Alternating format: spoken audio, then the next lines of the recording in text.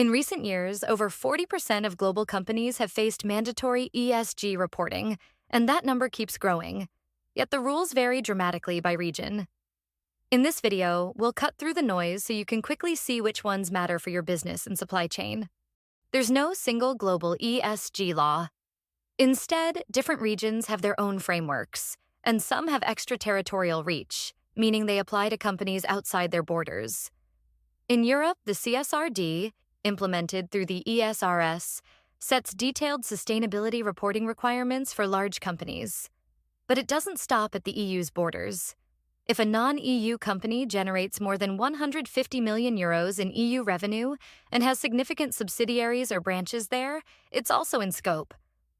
On top of that, the CSDDD introduces mandatory due diligence on human rights and the environment, covering the entire value chain.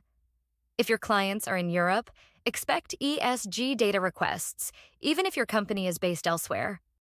In the Americas, the U.S. SEC climate disclosure applies to SEC-registered companies, focusing on climate risks and emissions. Some states, like California, go further with additional climate reporting requirements. Across the region, many countries are moving toward ISSB-aligned frameworks, so even if your country has no law today, large customers may soon ask for sustainability data to meet their own reporting obligations.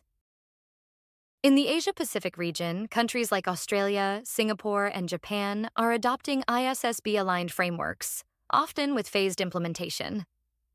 These requirements typically start with large listed companies but quickly cascade down to key suppliers, so you may receive requests even if you're not directly regulated.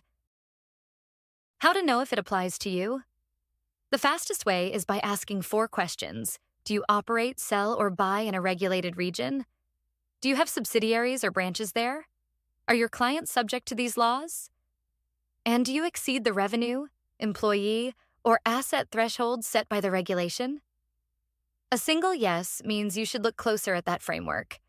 Location is important, but 3 other factors can put you in scope. First, your industry. High-impact sectors often have their own rules or extra scrutiny. For example, in mining, there's the ICMM performance expectations, the OECD due diligence guidance for minerals, and the EU conflict minerals regulation. Energy companies face TCFD, aligned climate risk reporting and methane disclosure in some jurisdictions. Agriculture and food businesses may need to comply with the EU deforestation regulation and commodity traceability laws. And manufacturers often face extended producer responsibility laws and product carbon footprint disclosures. Second, your size. Many rules set thresholds for revenue or employees. And third, your position in the value chain. Critical suppliers to regulated companies often have to provide ESG data, even if they're not legally obliged. You don't need to track every new law.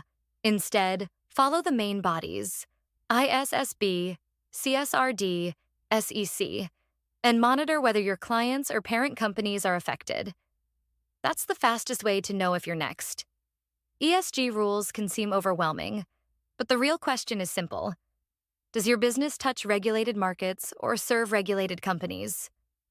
If yes, understand their requirements early, before they arrive in your inbox.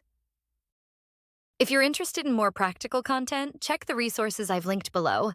And please don't forget to like this video and subscribe. Thanks for watching.